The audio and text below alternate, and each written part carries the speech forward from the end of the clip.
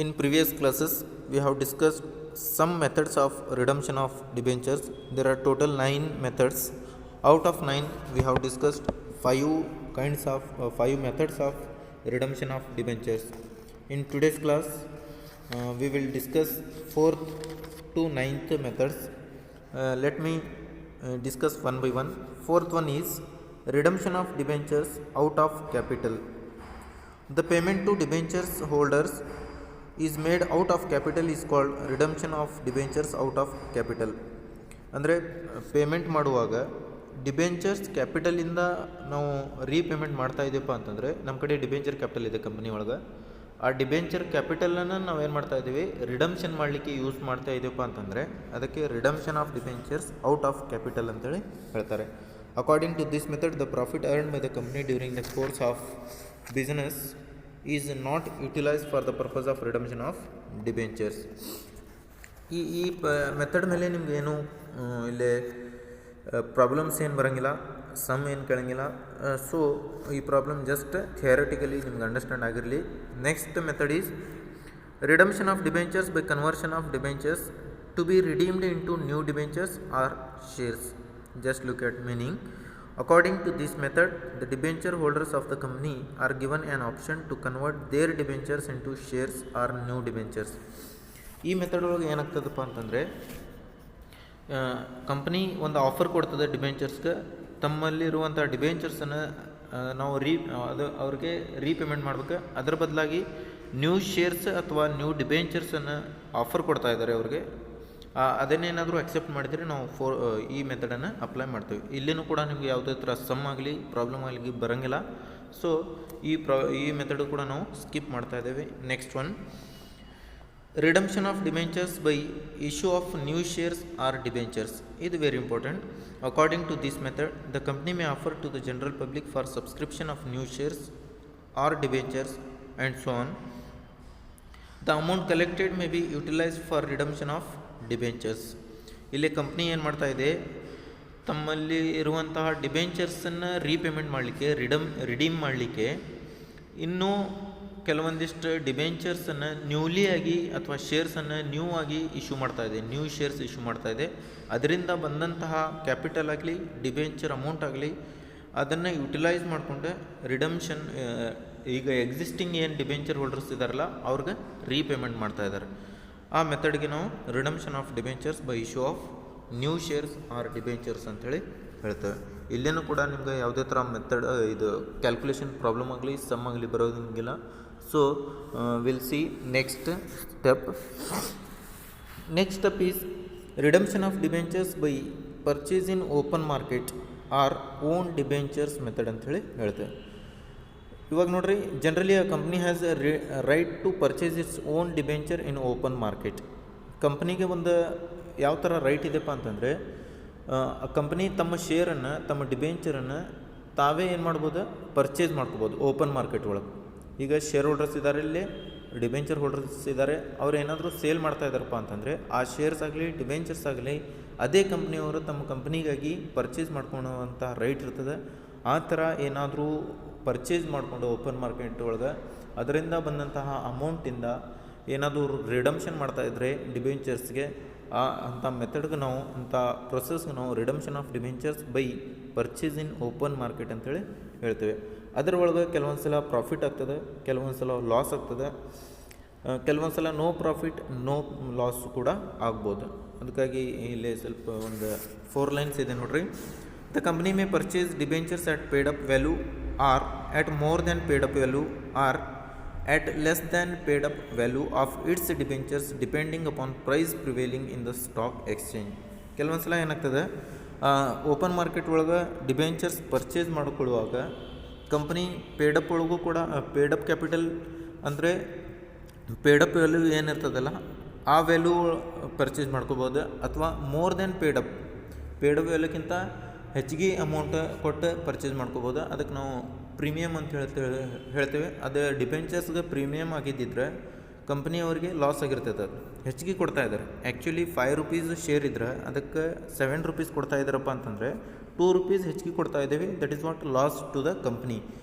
And our company at less than paid up value. Company can paid less than paid up value. ಇವಾಗ less than paid up value ಇತ್ತಂದರೆ suppose ಒಂದು ಶೇರಿನ value 5 rupees ಇದೆ, debenture value 5 rupees ಇದೆ, ಅದಕ್ಕೆ 3 rupees ಕೊಡ್ತಾ ಇದ್ದೀವಪ್ಪ ಅಂತಂದರೆ 2 rupees ನಮ್ಗೆ ಏನಾಗ್ತಾ ಇದೆ ಇಲ್ಲಿ ಪ್ರಾಫಿಟ್ ಆಗ್ತಾಯಿದೆ ಅಂಥೇಳಿ. ಮೀನ್ಸ್ ನಾವು ಲೆಸ್ ದ್ಯಾನ್ ಪರ್ಚೇಸ್ ಮಾಡ್ಕೊತಾ ಇದ್ದೀವಪ್ಪ ಅಂತಂದರೆ ಪ್ರಾಫಿಟ್, ಮೋರ್ ದ್ಯಾನ್ಗೆ ನಾವು ಪೇಡಪ್ ಮಾಡ್ತಾ ಇದ್ದೀವಪ್ಪ ಅಂತಂದರೆ ಲಾಸ್. ಅಲ್ಲಿ ಪೇಡಪ್ ವ್ಯಾಲ್ಯೂಗೆ ಎಟ್ ಪೇಡಪ್ ವ್ಯಾಲ್ಯೂ ನಾವು ಪರ್ಚೇಸ್ ಮಾಡ್ಕೊತಾ ಇದ್ದೀವಪ್ಪ ಅಂತಂದರೆ there is no loss, no profit to the company. ಹಾಗಾದರೆ ಇಲ್ಲಿ ಕೆಲವೊಂದಿಷ್ಟು ಜರ್ನಲ್ ಎಂಟ್ರೀಸ್ ಬರ್ತಾವೆ. ಜರ್ನಲ್ ಎಂಟ್ರೀಸ್ ಯಾವ ಥರ ಇದಾವೆ ನೋಡ್ರಿ. For debentures purchased at paid up value. Debentures ಏನಾದರೂ ಪೇಡಪ್ ವ್ಯಾಲ್ಯೂ ಒಳಗೆ ಪರ್ಚೇಸ್ ಮಾಡ್ಕೊಂಡಿದ್ದಿದ್ರೆ ಅಂದರೆ ಇಲ್ಲಿ ನೋ ಲಾಸ್ ನೋ ಪ್ರಾಫಿಟ್ ಇರ್ತದೆ. ನಾರ್ಮಲ್ ಎಂಟ್ರಿ ಬರ್ತದೆ. ಎಂಟ್ರಿ ಏನಿದೆ ನೋಡ್ರಿ, debentures account debited to bank account as same in we have discussed in various methods of redemption of debentures. ನಾವು ಪ್ರಿವಿಯಸ್ ಮೆಥಡ್ಸ್ ಒಳಗೆ ನೋಡ್ತಾ ಇದ್ವಿ. ಫಸ್ಟ್ ಎಂಟ್ರಿ ಪರ್ಚೇಸ್ ಮಾಡುವಾಗ ಡಿಬೆಂಚರ್ಸನ್ನು ಇದೇ ಥರ ಬರ್ತದೆ, debentures account debited to bank account. ಅದಾದಮೇಲೆ ನಂಬರ್ 2 ಹೇಳ್ತಾ ಇದ್ದಾರೆ, for debentures purchased at more than paid up value. Debentures purchase ಮಾಡ್ಕೊತಾ ಇದ್ದಾರೆ ಯಾವ ಥರ, more than paid up value. Paid up value ಎಷ್ಟಿದೆಯಲ್ಲ ಅದಕ್ಕಿಂತ ಹೆಚ್ಚಿಗೆ ಅಮೌಂಟನ್ನು ಕೊಟ್ಟು ಪರ್ಚೇಸ್ ಮಾಡ್ತಾ ಇದ್ದಾರೆ. ಅವಾಗ ಆ್ಯಕ್ಚುಲಿ ಲಾಸ್ ಆಗ್ತದೆ ಇದೆ, ಅದಕ್ಕಾಗಿ ಎಂಟ್ರಿ ಬರ್ತದೆ ನೋಡ್ರಿ. Debentures account debited, loss on redemption of debentures account debited to bank account. To bank account ಲಾಸಿಂದ ಒಂದು ಎಂಟ್ರಿ ಬರ್ತದೆ, ಅದು ಕೂಡ ಡೆಬಿಟ್ ಮಾಡಿ ತೋರಿಸ್ಬೇಕಾಗ್ತದೆ. ಇಲ್ಲಿ ಎಷ್ಟು ಲಾಸ್ ಆಗ್ತಾಯಿದೆ ಆ ಪೇಡಪ್ ವ್ಯಾಲ್ಯೂ ಮೇಲೆ ಅದನ್ನು ನಾವು ಇಲ್ಲಿ ಕ್ಯಾಲ್ಕುಲೇಷನ್ ಮಾಡಿ ತೋರಿಸ್ಬೇಕಾಗ್ತದೆ. And number 3, for debentures purchased at less than paid up value. Debentures ನಾವು ಪರ್ಚೇಸ್ ಮಾಡುವಾಗ ಲೆಸ್ ದ್ಯಾನ್ ಪೇಡಪ್ ವ್ಯಾಲ್ಯೂ ಏನಾದರೂ ಪೇ ಮಾಡ್ತಾ ಇದ್ದಪ್ಪ ಅಂತಂದರೆ ಅಂಥ ಕೇಸ್ ಒಳಗೆ ನಮ್ಗೆ ಏನಾಗ್ತದೆ, ಪ್ರಾಫಿಟ್ ಆಗ್ತದೆ, ಕಂಪ್ನಿಗೆ ಪ್ರಾಫಿಟ್ ಆಗ್ತದೆ. ಆ ಪ್ರಾಫಿಟ್ ಆದಂಥ ಸಂದರ್ಭದಲ್ಲಿ entry will be debentures account debited to bank account to profit on redemption of debentures account. ಈ ಥರ ಎಂಟ್ರಿ ಬರ್ತದೆ. ಓಕೆ, ನೆಕ್ಸ್ಟ್ ಒಂದು ಸೊಲ್ಯೂಷನ್ ಮಾಡಿದರೆ ನಿಮ್ಗೆ ಇಲ್ಯೂಟ್ರೇಷನ್ ತೊಗೊಂಡು ಒಂದು ಎಕ್ಸಾಂಪಲ್ ಸೊಲ್ಯೂಷನ್ ಮಾಡಿದರೆ ಆ್ಯಕ್ಚುಲಿ ನಿಮ್ಗೆ ಮೇ ಬಿ ಫುಲ್ಲಿ ಅಂಡರ್ಸ್ಟ್ಯಾಂಡ್ ಆಗ್ಬೋದು. ಇದು ಜಸ್ಟ್ ಫಾರ್ ಥಿಯರಿಟಿಕಲಿ ನಿಮ್ಗೆ ಅಂಡರ್ಸ್ಟ್ಯಾಂಡ್ ಆಗಲಿಕ್ಕೆ ಈ ಥರ ಕ್ಲಾಸ್ ಮಾಡ್ತಾ ಇದ್ದೇವೆ. ಇದನ್ನು ಅಂಡರ್ಸ್ಟ್ಯಾಂಡ್ ಮಾಡ್ಕೊರಿ, ಬರೆದಿಟ್ಕೊರಿ. ಏನಾದರೂ ಡೌಟ್ಸ್ ಇದ್ರೆ ಕಮೆಂಟ್ ಸೆಕ್ಷನ್ ಒಳಗೆ ಕೇಳ್ತಾ ಹೋಗ್ರಿ. ಸೊ ಫಸ್ಟ್ ಪ್ರಾಬ್ಲಮ್ ಸಾಲ್ವ್ ಮಾಡ್ತಾ ಹೋಗೋಣ. ಒಂದು ಇಲ್ಯೂಟ್ರೇಷನ್ ಇದೆ ನೋಡ್ರಿ. X company limited decided to redeem the debentures by purchase of its own 1010% debentures of rupees 10 each, fully paid. Pass the journal entries. If the debentures purchased at next ಅದು ಹೇಳ್ತಾ ಇದ್ದಾನೆ. First ಇದಷ್ಟು understand ಮಾಡ್ಕೊರಿ. ಏನು ಹೇಳ್ತಾ ಇದೆ ನೋಡ್ರಿ, ಒಂದು X company limited ಇದೆ. ಅದೇನು ಡಿಸೈಡ್ ಮಾಡ್ತಾ ಇದೀಪ್ಪ ಅಂತಂದರೆ ತಮ್ಮ ಓನ್ ಡಿಬೆಂಚರ್ಸನ್ನು ಪರ್ಚೇಸ್ ಮಾಡ್ಕೋಬೇಕಂತೇಳಿ ಡಿಸೈಡ್ ಮಾಡ್ತಾ ಇದೆ. ಎಷ್ಟು ಡಿಬೆಂಚರ್ಸ್ ಇದಾವೆ ರೀ, 1000 ಡಿಬೆಂಚರ್ಸ್ ಇದಾವೆ. ಅದಕ್ಕೆ 10% ಡಿಬೆಂಚರ್ಸ್ ಅಂತೇಳಿ ಅದು name of the debenture or 10% is the rate of interest on debenture of rupees 10 each. 10 each is what, 10 is a face value of debenture. ಇದು ಪೇಡ್ ಅಪ್ ವ್ಯಾಲ್ಯೂ ರೀ actually. Pass the journal entries. If the debentures purchased at paid up value more than 10% of paid up value or less than 10% of paid up value. First ಏನು ಹೇಳ್ತಾ ಇದ್ದಾರೆ, paid up value ಒಳಗೆ purchase ಮಾಡೋದು. ಅಂದರೆ ಅಲ್ಲೇ paid up ವ್ಯಾಲ್ಯೂಗೆ ನಾವು purchase ಮಾಡ್ತಾ ಇದ್ದೀವಪ್ಪ ಅಂತಂದರೆ there will be no loss no profit to the ಕಂಪ್ನಿಗೆ ಏನು ಪ್ರಾಫಿಟು ಆಗೋಂಗಿಲ್ಲ, ಲಾಸ್ ಆಗೋಂಗಿಲ್ಲ. ಯಾಕಂತಂದರೆ 10 ರೂಪಾಯಿಗೆ ಒಂದು ಡಿಬೆಂಚರ್ ಇದೆ, ನಾವು 10 ರೂಪೀಸ್ ಅವ್ರಿಗೆ ಪೇ ಮಾಡ್ತಾ ಇದ್ದೀವಪ್ಪ ಅಂತಂದರೆ ಆ್ಯಕ್ಚುಲಿ ಮಾರ್ಕೆಟ್ ವ್ಯಾಲ್ಯೂನೂ ಅಷ್ಟೇ ಇದೆ ಡಿಬೆಂಚರಿಂದ, ಅಷ್ಟಕ್ಕೆ ನಾವು ಪೇ ಮಾಡ್ತಾ ಇದ್ದೀವಪ್ಪ ಅಂತಂದರೆ ನಮಗೇನು ಲಾಸ್ ಆಗೋಂಗಿಲ್ಲ. ನೋ ಲಾಸ್ ನೋ ಪ್ರಾಫಿಟ್ ಅಂತೇಳಿ ಹೇಳ್ಬೋದು.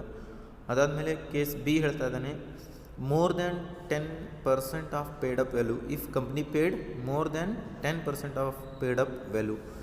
ಇವಾಗ ಕಂಪ್ನಿ ಪೇ ಮಾಡ್ತಾ ಇದೆ, ಏನು 10% ಮೋರ್ ದ್ಯಾನ್ ಪೇ ಮಾಡ್ತಾ ಇದೆ. ಪೇಡ್ ಅಪ್ ವ್ಯಾಲ್ಯೂ ಎಷ್ಟಿದೆಯಲ್ಲ ಅದಕ್ಕಿಂತ 10% ಹೆಚ್ಚಿಗೆ ಪೇ ಮಾಡ್ತಾ ಇದೆ ಅಂತಂದರೆ, ಸಪೋಸ್ ಒಂದು ಶೇರ್ ವ್ಯಾಲ್ಯೂ ಒಂದು ಡಿಬೆಂಚರ್ ವ್ಯಾಲ್ಯೂ 10 ರೂಪೀಸ್ ಇದೆ, ಅದಕ್ಕೆ ನಾವು 10% ಹೆಚ್ಚಿಗೆ ಕೊಡ್ತಾ ಇದ್ದೀವಪ್ಪ ಅಂತಂದರೆ ಆ್ಯಕ್ಚುಲಿ ನಮ್ಮದು ಲಾಸ್ ಆಗ್ತಾಯಿದೆ. ಅಲ್ಲಿ ಯಾಕೆ ಹೆಚ್ಚಿಗೆ ಕೊಡ್ಬೇಕ್ರಿ, ಲಾಸ್ ಆಗ್ತಾಯಿದೆ. So if company paid any more than paid up value then it will be loss to the company for redemption. ಇದು ಒಂದು ಲಾಸ್ ಆಗ್ತದೆ ಕಂಪ್ನಿ ಒಳಗೆ. ಓಕೆ, ಅದೇ ಥರ C less than 10% of paid up value. Company ಏನು ಮಾಡ್ತಾಯಿದೆ ಇವಾಗ actual paid up value ಎಷ್ಟಿದೆಯಲ್ಲ ಅದಕ್ಕಿಂತ 10% ಕಡಿಮೆ ಪೇ ಮಾಡ್ತಾಯಿದೆ. ನಾವು ಇಫ್ ಕಂಪ್ನೀಸ್ ಡಿಬೆಂಚರ್ ವ್ಯಾಲ್ಯೂ ಎಷ್ಟಿದೆ 10 ರೂಪೀಸ್ ಇದೆ, ಅದಕ್ಕೆ ನಾವು 9 ರೂಪೀಸ್ ಆಗಲಿ 8 ರೂಪೀಸ್ ಆಗಲಿ ಕೊಡ್ತಾಯಿದ್ದೀವಪ್ಪ ಅಂತಂದರೆ ನಮ್ಗೆ ಏನಾಗ್ತಾಯಿದೆ ಅಲ್ಲಿ 1 ರೂಪೀಸ್ 2 ರೂಪೀಸ್ ಪ್ರಾಫಿಟ್ ಆಗ್ತಾಯಿದೆ. ನಾವು ಲೆಸ್ ಆಗಿ ಪೇ ಮಾಡಿದರೆ ನಮ್ಗೆ ಪ್ರಾಫಿಟ್ ಆಗ್ತದೆ, ಹೆಚ್ಚಿಗೆ ಪೇ ಮಾಡಿದರೆ ಲಾಸ್ ಆಗ್ತದೆ. ನಾವು ಕರೆಕ್ಟಾಗಿ ಪೇ ಮಾಡಿದರೆ ನೋ ಪ್ರಾಫಿಟ್ ನೋ ಲಾಸ್ ಆಗ್ತದೆ. ಹಾಗಾದರೆ ಈ ಮೂರು ಕೇಸಸ್ ಒಳಗೆ ಯಾವೆಲ್ಲ ಡಿಫ್ರೆಂಟ್ ಎಂಟ್ರೀಸ್ ಬರ್ತಾವೆ, ಸೊಲ್ಯೂಷನ್ ಯಾವ ಥರ ಇರ್ತದೆ ನೋಡ್ರಿ. ಫಸ್ಟ್ ಹೆಡ್ಡಿಂಗ್ ಹಾಕ್ರಿ, in the books of X company limited journal entries ಅಂತೇಳಿ. ಫಸ್ಟ್ ಕೇಸ್ ಇದೆಯಲ್ಲ ಅದಕ್ಕೆ ಒಂದು entry, 10% debentures account debited to bank account. ಈ ಎಂಟ್ರಿ ಈಗ ಸ್ಲೈಡ್ ಒಳಗೆ ತೋರಿಸಿದೆ ನಿಮಗೆ ಯಾವ ಥರ ನಾವು ಪೇಡ್ ಅಪ್ ವ್ಯಾಲ್ಯೂ ಒಳಗೆ ಕಂಪ್ನಿ ಏನಾದರೂ ಪರ್ಚೇಸ್ ಮಾಡ್ಕೊತಾ ಇದೆಯಪ್ಪ ಅಂತಂದರೆ ಯಾವ ಎಂಟ್ರಿ ಬರ್ತದೆ ಅಂತೇಳಿ. This will be 10% debentures account debited to bank account ಅಂತೇಳಿ ಬರೀರಿ. ಅಲ್ಲಿ ಟೋಟಲ್ ನಂಬರ್ ಆಫ್ ಶೇರ್ಸ್ ಎಷ್ಟಿದಾವೆ ನೋಡ್ರಿ. Total number of debentures are 1000. ಒಂದು ಡಿಬೆಂಚರ್ಸಿಂದ ವ್ಯಾಲ್ಯೂ ಎಷ್ಟಿದೆ, rate of debenture for each debenture is 10 rupees ಇದೆ. So number of debentures multiply with rate of each debenture 1000 into 10 is 10,000. ಆ 10% ಏನಿದೆ ಅಲ್ಲ ಇವಾಗ ಪೇಡಪ್ ವ್ಯಾಲ್ಯೂ ಒಳಗೆ ಅದು ಏನು ಎಫೆಕ್ಟ್ ಬೀಳಂಗಿಲ್ಲ. ವೈ ಬಿಕಾಸ್ ಪೇಡಪ್ ವ್ಯಾಲ್ಯೂ ಎಷ್ಟಿದೆ ಅಲ್ಲ ಅಷ್ಟು ಪೇ ಮಾಡ್ತಾ ಇದ್ದೀವಿ ನಾವು. And number B second case ಇದೆ B, if company paid more than 10% of paid up value ಅಂತ ಹೇಳ್ತಾ ಇದ್ದಾನೆ. ಸೊ ಬಿ ಇದ್ದಾಗ ಅದು ಆ್ಯಕ್ಚುಲಿ ನಮ್ಗೆ ಲಾಸ್ ಆಗ್ತದೆ. ಲಾಸ್ ಆದಂಥ ಸಂದರ್ಭದಲ್ಲಿ ಎಂಟ್ರಿ ಏನು ಬರ್ತದಪ್ಪ ಅಂತಂದರೆ 10% debentures account debited, loss on redemption of debentures account debited to bank account. ಇವಾಗ ಇಲ್ಲೇ ಏನು ಮಾಡಬೇಕಪ್ಪ ಅಂತಂದರೆ 10% ಡಿಬೆಂಚರ್ಸ್ ಅಕೌಂಟ್ ಇದೆಯಲ್ಲ ಅಲ್ಲಿ ಪೇಡಪ್ ವ್ಯಾಲ್ಯೂ, ಅದಂತೂ ಪೇಡಪ್ ವ್ಯಾಲ್ಯೂ ತೋರಿಸ್ಬೇಕಾಗ್ತದೆ. Paid up value means 1000 multiply with ₹10, ಇದು 10,000 ಆಯಿತಾ. ಲಾಸ್ ಎಷ್ಟಾಗ್ತಾಯಿದೆ ಆ್ಯಕ್ಚುಲಿ ಎಷ್ಟು ನಾವು ಹೆಚ್ಚಿಗೆ ಪೇ ಮಾಡ್ತಾ ಇದ್ದೇವೆ ಅಷ್ಟು ಲಾಸ್ ಆಗ್ತಾಯಿದೆ. ಹಾಗಾದರೆ ಎಷ್ಟು ಹೆಚ್ಚಿಗೆ ಪೇ ಮಾಡ್ತಾ ಇದ್ದಾರೆ 10%. ಆ 10,000 ಮೇಲೆ 10% ಮಾಡಿರಿ 1,000 ಬರ್ತದೆ. ಅಥವಾ 10 ರೂಪೀಸ್ 10 ಏನಿದೆ ಅಲ್ಲ ಅದರ ಮೇಲೆ 10% ತೆಗೆದ್ರೂ 1 ರೂಪಿ ಬರ್ತದೆ. 1 ಇಂಟು 1,000 ರೂಪೀಸ್ ಬರ್ತದೆ. ನೀವು ಯಾವ ಥರ ಮಾಡಿದರೂ ಅಷ್ಟು ಬರ್ತದೆ. ಇದು ಎರಡೂ ಪ್ಲಸ್ ಮಾಡಿ ಬ್ಯಾಂಕ್ ಅಕೌಂಟಿಗೆ ಕ್ರೆಡಿಟ್ ಮಾಡಿರಿ, ಇಟ್ ವಿಲ್ ಬಿ 11,000. ಓಕೆ, ಈ ಥರ ಮಾಡಿ ನರೇಷನ್ ಬರೀರಿ. ಇಲ್ಲಿ ಇದ್ದಂಗೆ being purchase of 1,000 10% debentures of ₹10 is fully paid at premium ಅಂತೇಳಿ ಬರೀರಿ. Okay, next C 10% debentures account debited, ಇದು ಯಾವಾಗ ರೀ less than 10% paid up value ಇದ್ದಾಗ 10% debentures account debited to bank account to profit on redemption of debentures account. ಇಲ್ಲಿ profit ಆಗ್ತಾಯಿದೆ, less ಕೊಡ್ತಾ ಇದ್ದೀವಿ ಅಂತಂದರೆ. ಸೊ 10% ಡಿಬೆಂಚರ್ ಅಕೌಂಟ್ ಇದ್ದಲ್ಲಿ ನಾವು ಯಾವಾಗಲೂ ಪೇಡ್ ಅಪ್ ವ್ಯಾಲ್ಯೂ ಹಾಕ್ತೇವೆ. ಪೇಡ್ ಅಪ್ ವ್ಯಾಲ್ಯೂ ಎಷ್ಟಿದೆ 1000 ಮಲ್ಟಿಪ್ಲೈ ವಿತ್ 10,000 ಆಯಿತು. ಅದಾದಮೇಲೆ ನಾವು ಎಷ್ಟು ಪ್ರಾಫಿಟ್ ಆಗ್ತಾಯಿದೆ ನಮಗೆ 10% ಲೆಸ್ ಕೊಡ್ತಾ ಇದ್ದೀವಿ ಅಷ್ಟೇ ಪ್ರಾಫಿಟ್ ಆಗ್ತಾಯಿದೆ. 10,000 ಮೇಲೆ 10% ಮಾಡಿರಿ 1,000 ಬರ್ತದೆ. 10,000 ಮೈನಸ್ 1,000 ಈಸ್ 9,000. ಆ ಬ್ಯಾಂಕ್ ಅಕೌಂಟ್ಗೆ ನಮಗೆ ನಾವು ಎಷ್ಟು ಪೇ ಮಾಡ್ತಾ ಇದ್ದೀವಲ್ಲ ಅದನ್ನು ಇಲ್ಲಿ ಬರೀಬೇಕಾಗ್ತದೆ. 9,000 ರೂಪೀಸ್ ಪೇ ಮಾಡ್ತಾ ಇದ್ದೇವೆ. ಆ್ಯಕ್ಚುಲಿ 10,000 ರೂಪೀಸ್ ವ್ಯಾಲ್ಯೂ ಇನ್ ಡಿಬೆಂಚರ್ಸ್ಗೆ ನಾವು ಎಷ್ಟು ಪೇ ಮಾಡ್ತಾ ಇದ್ದೇವೆ ಇಲ್ಲಿ 9,000 ರೂಪೀಸ್ ಅಂತೇಳಿ ಹೇಳ್ತಾ ಇದೆ. ಆ 1,000 ಏನು ರೂಪೀಸ್ ಇದೆಯಲ್ಲ ಅದು ನಮ್ಗೆ ಪ್ರಾಫಿಟ್ ಆಗ್ತಾಯಿದೆ ಅಂಥೇಳಿ.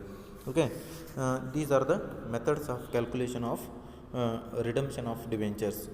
ನೆಕ್ಸ್ಟ್ ಕ್ಲಾಸ್ ಒಳಗೆ ನಿಮ್ಗೆ ಎಕ್ಸ್ ಇಂಟ್ರೆಸ್ಟ್ ಕಮ್ ಇಂಟ್ರೆಸ್ಟ್ ಅಂತೇಳಿ ಬರ್ತದೆ, ಅದು ನೆಕ್ಸ್ಟ್ ಕ್ಲಾಸ್ ಒಳಗೆ ಹೇಳ್ತಾ ಹೋಗ್ತೀನಿ. ಇಲ್ಲಿಗೆ ಮೆಥಡ್ಸ್ ಮುಗಿತ ರಿಡಮ್ಷನ್ ಆಫ್ ಡಿಬೆಂಚರ್ಸಿಂದ. ಒಂದು ಸಲ ಥಿಯರಿ ಫುಲ್ ಪಾರ್ಟ್ ಬರ್ಕೊಂಡು ಇಟ್ಕೊರಿ. ನಿಮ್ಗೇನಾದರೂ ಡೌಟ್ಸ್ ಇದ್ದರೆ ಕಮೆಂಟ್ ಸೆಕ್ಷನ್ ಒಳಗೆ ತಿಳಿಸ್ತಾ ಹೋಗ್ರಿ. ಓಕೆ.